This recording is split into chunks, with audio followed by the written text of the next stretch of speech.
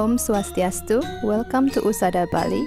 We offer our cultural, medicinal, and artistic content from Ubud, Bali. Your generosity will help support our artists, practitioners, and staff, and is gratefully appreciated.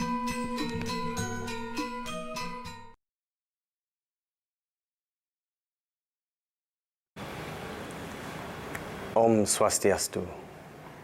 Om Awignamastu Namo Siddham. Om Siddhyastu Tat Astu Swaha. Good afternoon, everybody. It's afternoon here in Bali. It might be another time in another place where you are. Warm greetings from Bali. We've had a return of the rainy season in the past few days, and it's been wonderful, actually. I'm really enjoying it. And it's perfect timing, actually, for us to speak about something that's very close to my heart and is a central philosophy that we hold in Bali. It's something called Hita Karana, which translates as the three causes of joy, sometimes the three causes of happiness. I also like to add in there another word, which is harmony. And one of the central, let's say, philosophies of any Balinese person is actually really, what is life about? It's about maintaining balance. And the three causes of joy, the three causes of harmony that we're going to talk about are very, very basic. For some of us, it's something that we don't even really need to talk about. And it's only recently become perhaps something that we really need to examine and to look at in our lives. Up until recently, up until, let's say, the modern age came about, living in Bali, we didn't really need to be so aware of these three causes of harmony, three causes of happiness, because they were simply part of the way of life. It's only in a few generations, only in 2 generations or so, that Balinese life has started to veer away from particularly this first element that I'm going to talk about today, which is central to all of the world at the moment, and that is the element of nature. Yeah. So Hita Karana talks about 3 elements in life that are essential for maintaining harmony. And these work on the micro level as well as on the macro level. The first is the human's relationship with nature. The second is the human's relationship with other people. And the third is humankind's relationship with the divine. And we're going to be doing this in a series of 3 talks, once a week, every Wednesday. And I felt it was, and also talking to Scott here at Usada, I'd like to say thank you to Usada and the team here for having me. It's always a pleasure.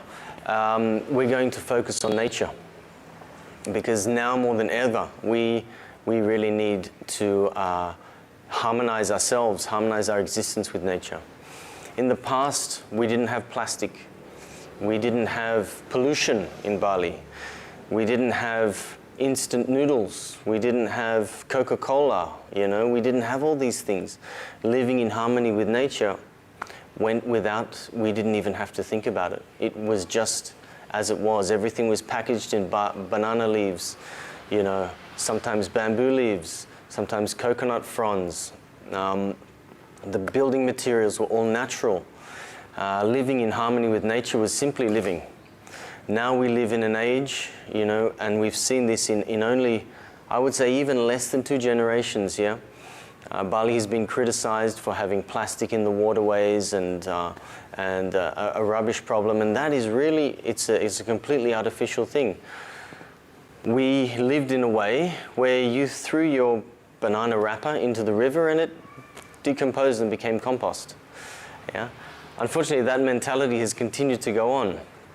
And now we live in a world where plastic has become king, and almost anything you get, whether it's a traditional cake or, like I was saying before, some instant noodles, it comes in a plastic wrapper. So, and this disposable way of life has continued to flourish here.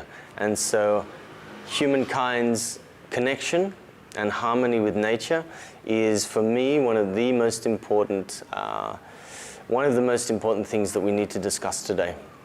And what's going on a global level, I think, completely illustrates that. Yeah, we've had this event, this phenomenon, this pandemic phenomenon happen, and what has it done? There are so many different theories as to what was the right thing to do, what's the wrong thing to do. We didn't need to shut down. We did need to shut down. You don't need to wear a mask. You do need to wear a mask. It's all duality. It's all right and wrong, and it's all justified. And every party has their own justification. One thing, however, that was very good that happened was the reduction in pollution globally. Now, as the age progresses, and I've spoken about earth changes that are occurring, and this is from all of the traditions. Indigenous traditions, ancient traditions have predicted this. There's even talk actually about a magnetic pole shift that quite possibly could be happening at this stage. And it's at these times that we're really called to take accountability for our contribution to what's going on. So the concept and the philosophy of Hita Karana gives each individual accountability. Yeah. There's another very interesting system that I've looked into, which is almost identical, but perhaps approached in different language, which was created towards the end of his life by the Austrian philosopher, scientist, and mystic Rudolf Steiner, and he called it social threefolding. Again, we have the number 3. And I've spoken to a number of anthroposophists about this. I was supposed to speak at an anthroposophic conference actually about the similarities between Hita Karana and social threefolding from an anthroposophic model. And it's uncanny how similar these two philosophies were. And they both come from, I believe, cultures from completely opposite sides of the world. One from the German-speaking Europe, yeah, and one from Bali. You couldn't be too much further away. But the beauty of it is how much they mirror each other. So if anyone's curious about that, I encourage you to have a look at the social threefolding. It's a very, very interesting concept, and it's a model for a harmonious and sustainable and life-affirming society. See, this is what we're talking about. This is what we're working on here in Bali. Life is not necessarily about attaining a goal. Life is not necessarily about, achieving status, about getting, the next promotion, about going up the ranks. It didn't used to be anyway. We were born into families that had generations and generations of tradition. And it was considered a normal thing that you would continue on with those traditions. We have blacksmiths, we have priests, we have farmers, we have artists, painters, wood carvers, stone carvers. We have healers, we have shamans, we have fishermen, we have people who make salt. And these tasks and these callings went down through generations. Personally, I can trace my lineage back 22 generations to the warrior priests who were once the rulers of the Hindu kingdoms throughout Java, specifically from Kediri. And when Java converted to Islam, they performed an exodus to Bali to continue their traditions. And with them, they brought an entire society that had everything you needed. And it was very interesting. The other day, I was reflecting on this. And I was reflecting on a worst case scenario. What if? What if everything shuts down? What if there's no electricity, for example? What if there's no more communication? How would we be placed in Bali? And I was very, very encouraged, actually, by looking at how Balinese society works through the system of the Banjar, the Desa, the communities, yeah? And we would have almost everything we needed that had been handed down, you know, from Iron Age, Bronze Age, methods of metallurgy, creating tools. We still have families, and quite a few who are active in that. We still have people who could make shovels, you know, using technology that has been handed down since, you know, perhaps thousands of years. Yeah, and we would still be okay. We still have the irrigation system that flows naturally. We have the subak, as we call it here. We have the village governance, yeah, the community governance that is based on age-old principles, traditions, and values, and has one goal, and that is to harmonize us as humans interacting with nature.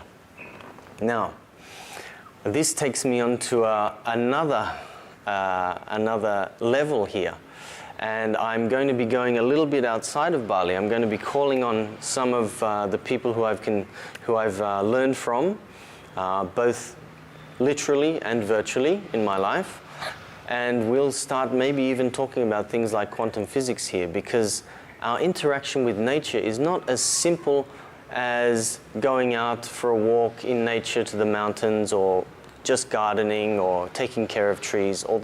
That's fundamental. That is a basic fact. How do we tread on this earth in a way that does not destroy it?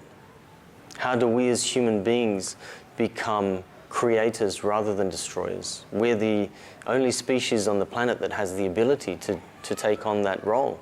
You know, if you emptied the planet of humans, you'd be left with animals, and they would balance themselves out one way or another.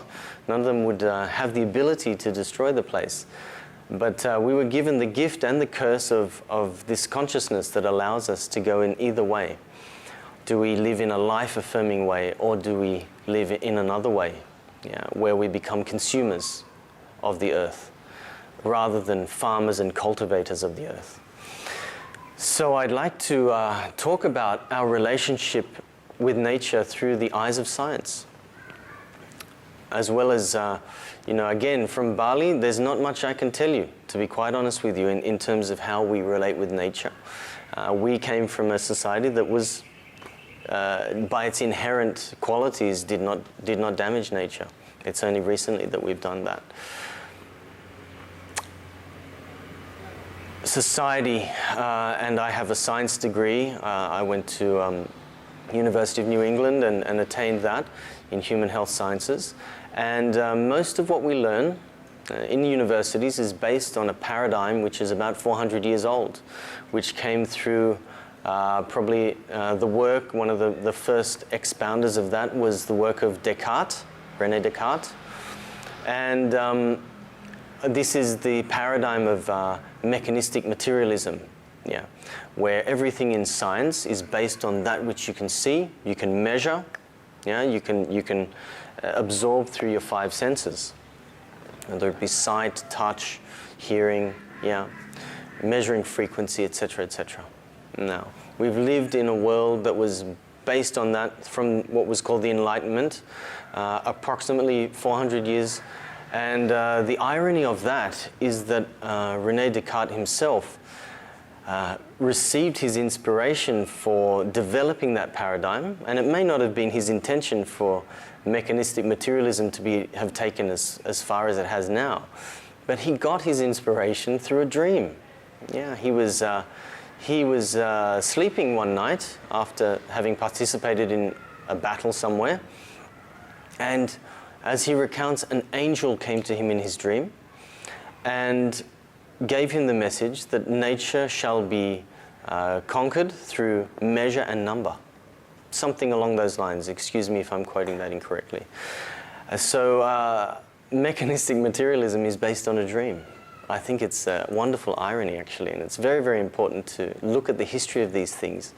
Now, one of my wonderful teachers who I've had the privilege of doing work with in Bali is a gentleman named Marko Pogajnik, who comes from Slovenia. He's an artist and, for want of a better word, he's a geomancer, although he personally feels that that's not necessarily an accurate way to describe what he does.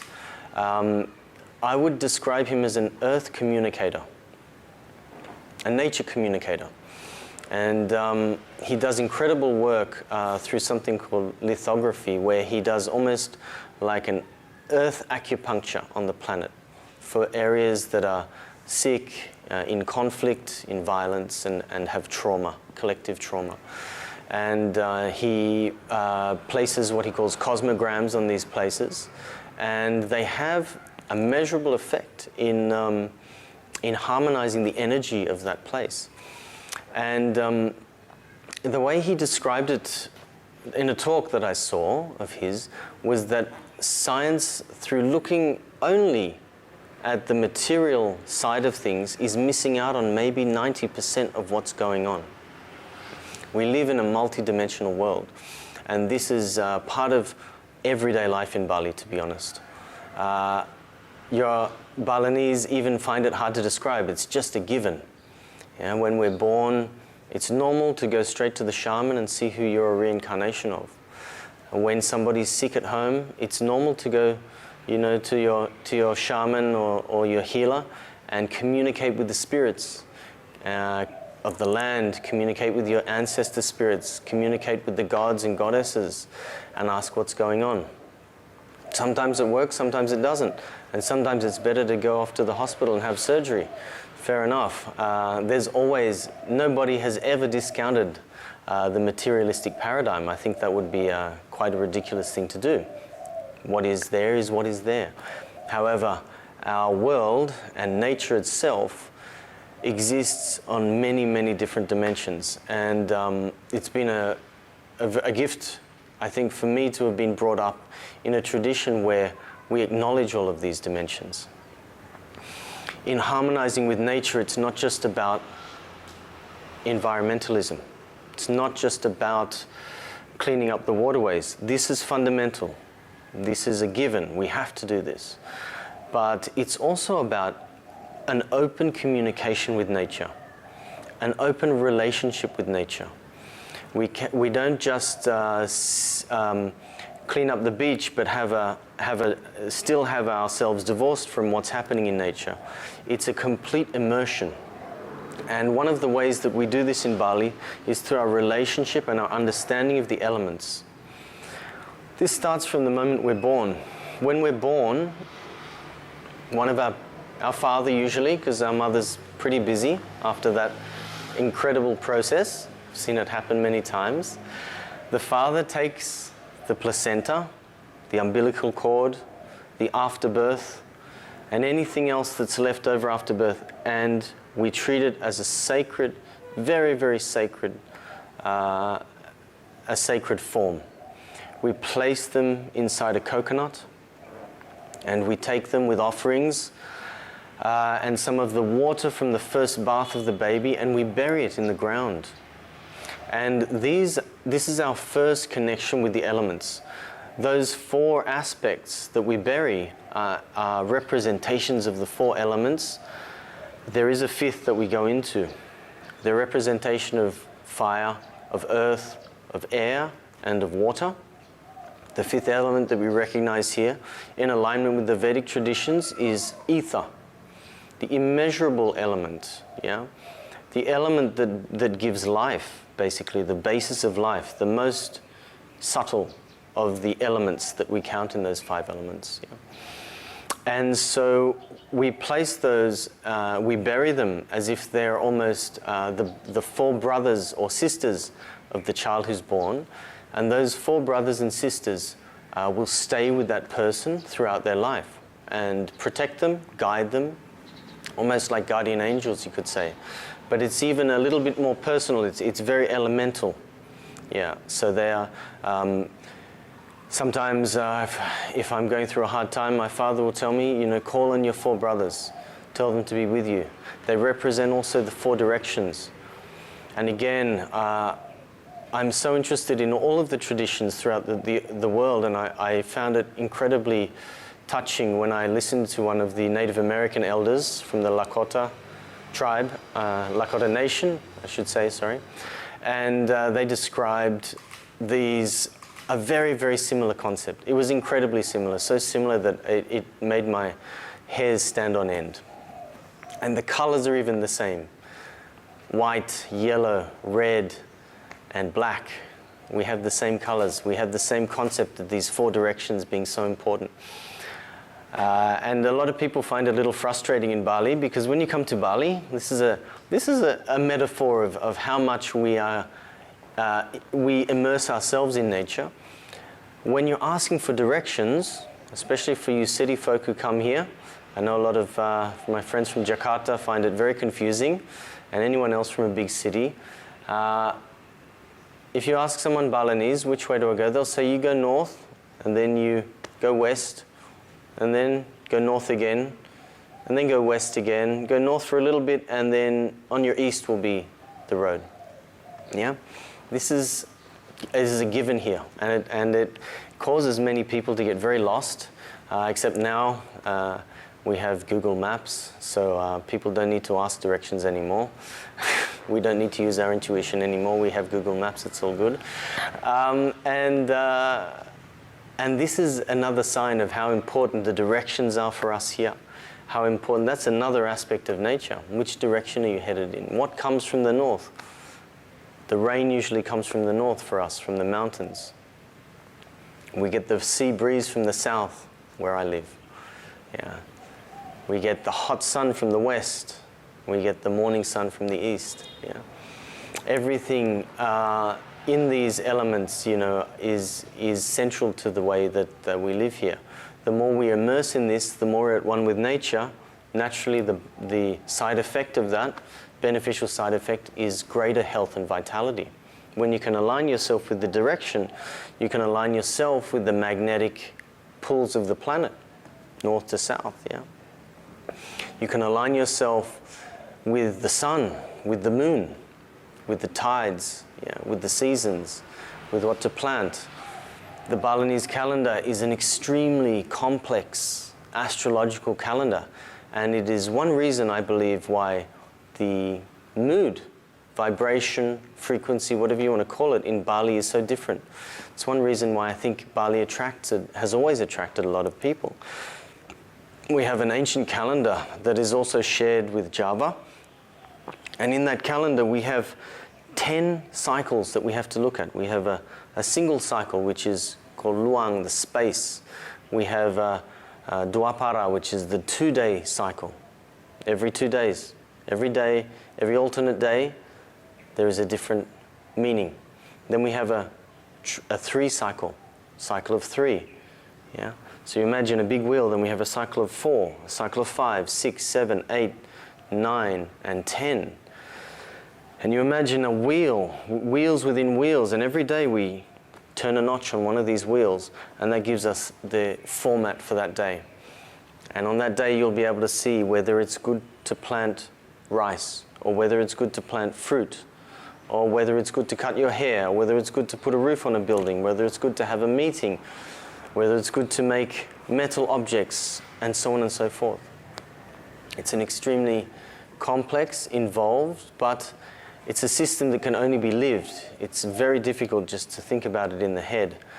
So again, this when you have a sort of a saying that when you control time, it's the last currency that you control.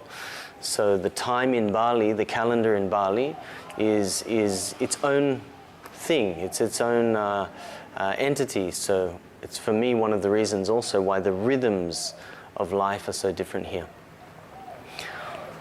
Connecting ourselves with the elements is also central in Bali, and we do it mostly through ritual. So we have, there's a term in, I think, the New Age called space clearing, where we, cleanse and purify space. Well, I think Bali is really one of the cultures that, I think, innovated that concept. We have a space clearing, we have 2 space clearings. One is called a macharu and one is called a malaspas, where the macharu is an offering and a ritual to earth and to the elements, as we call Buddha. And the macharu is a purification ceremony that is directed more at the gods and the ancestors of a family. So for example, if we build a house,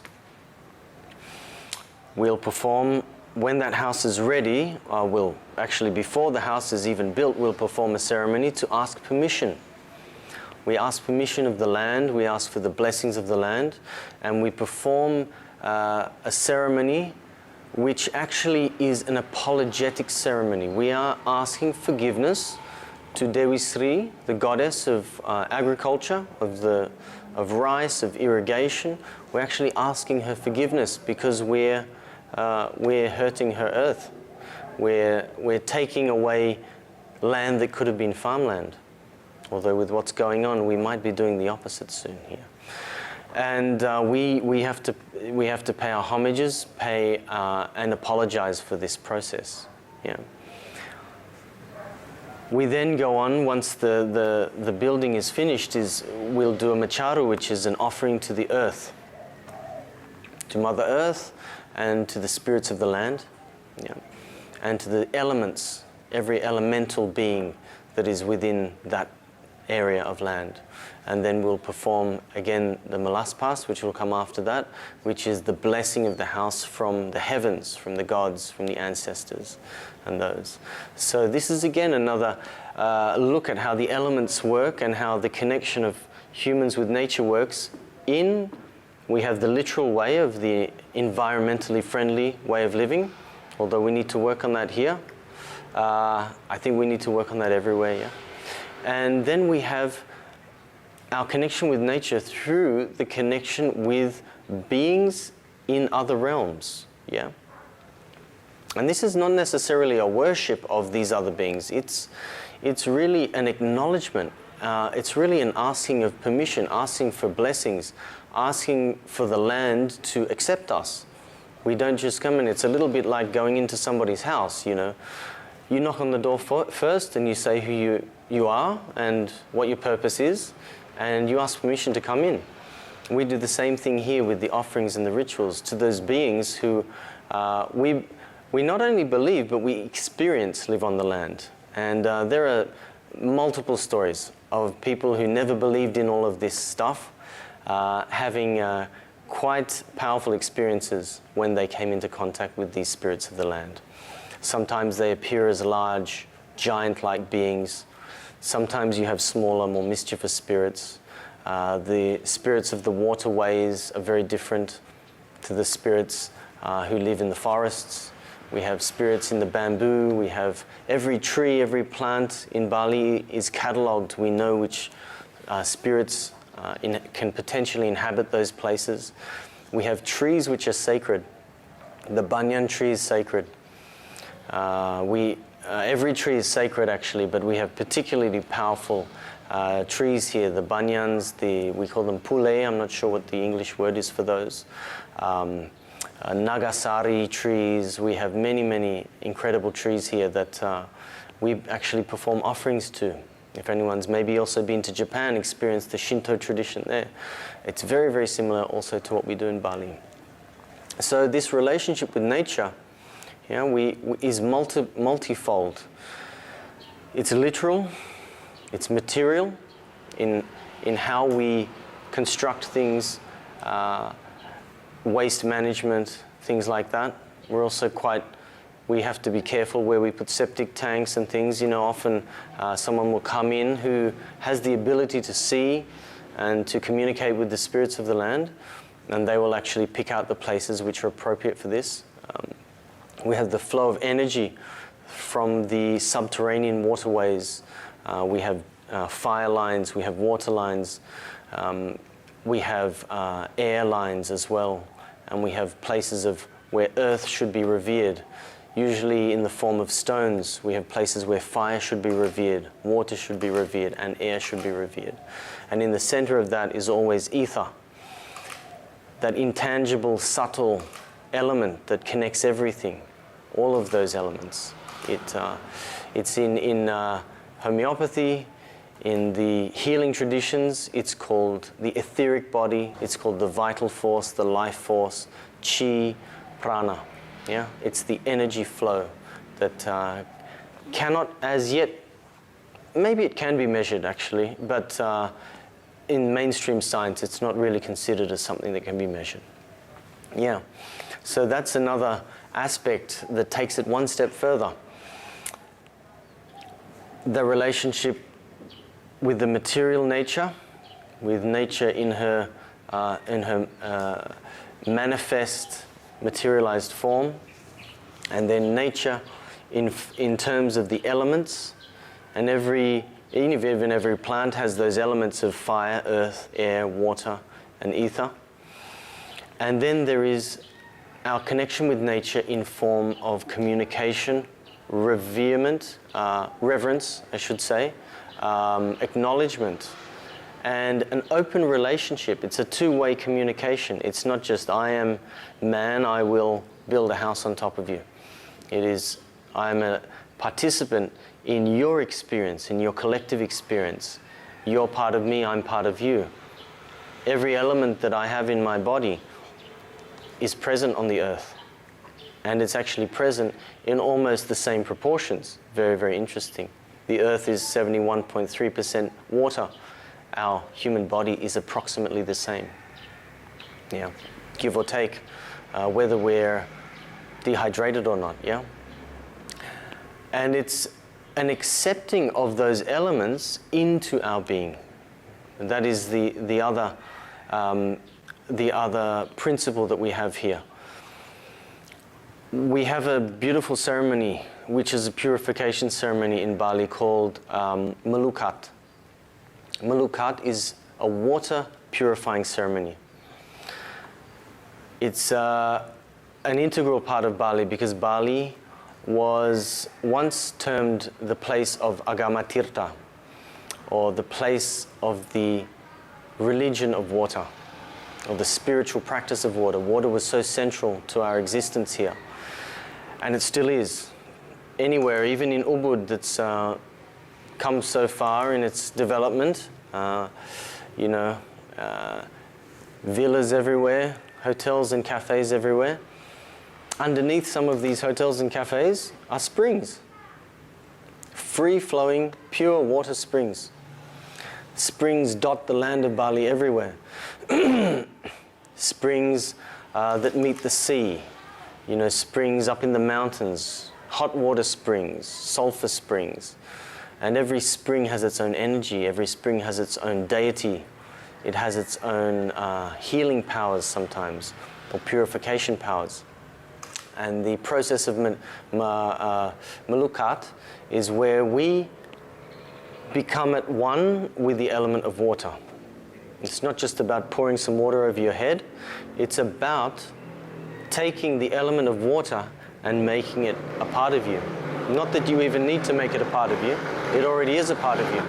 But recognizing that the water that is external to you, I'll let that lovely motorbike pass.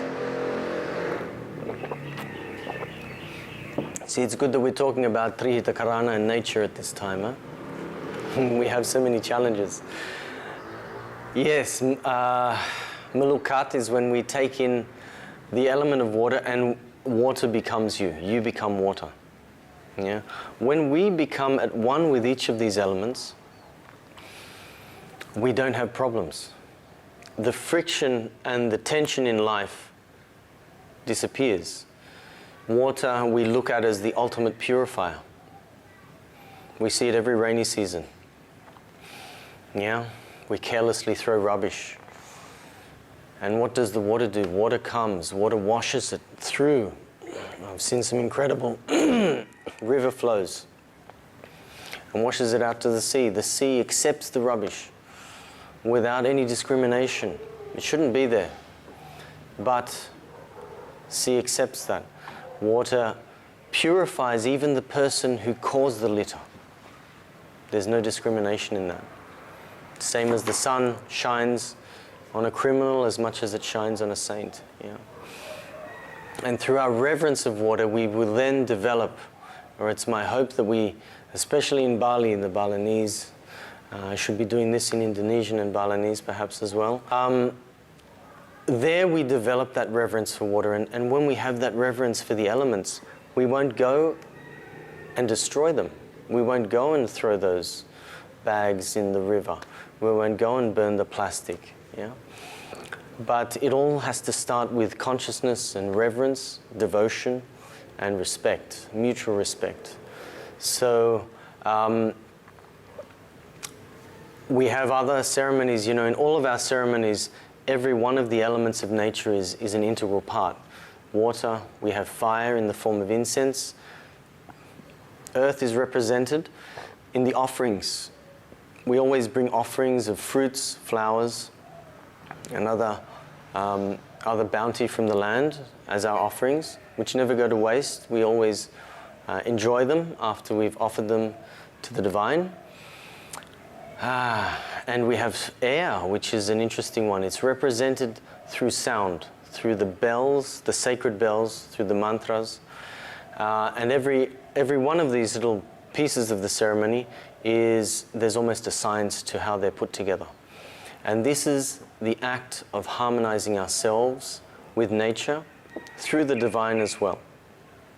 Everything, as you'll see through these talks, is interconnected. There's no separations.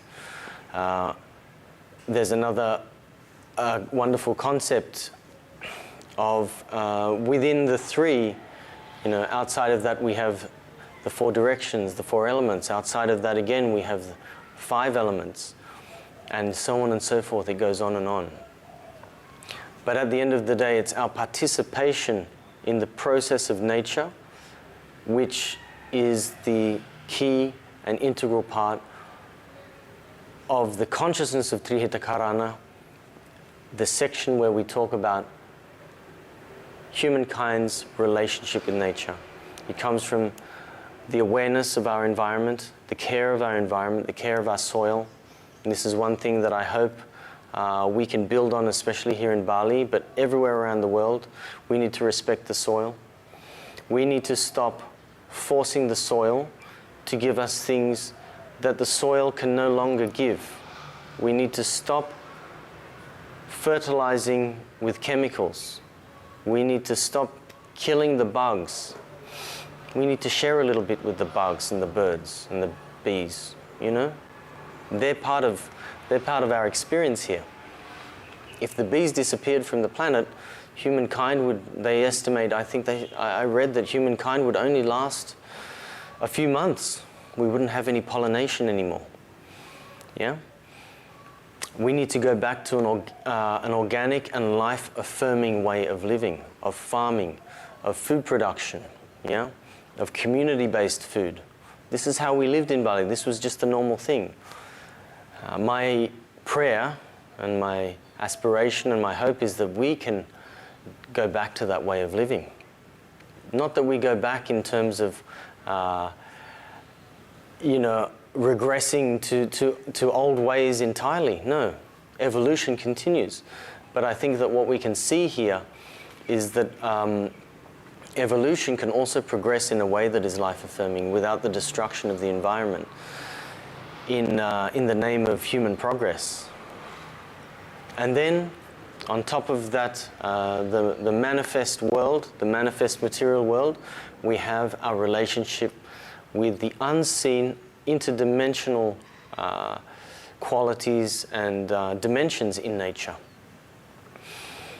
That perhaps is for another time. It's a very, very complex journey.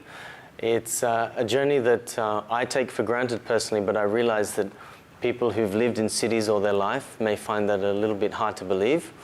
I've personally come in contact with nature spirits.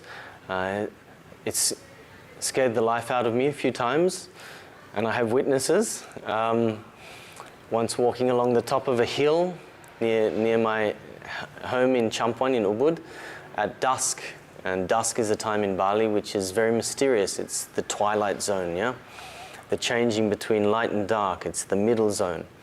And my grandmother always told me, never go out at dusk, you know, just stay put. But my brother and I decided to go out for a walk on the hill with our dog, who's a very brave dog, and on that hill, our dog started to whimper and bark. And we were confused because this dog was never scared of anyone or any other dog or anything. And my brother and I turned around and looked, and there was the outline of a huge giant-like figure. And we ran so fast home that I don't even remember the journey.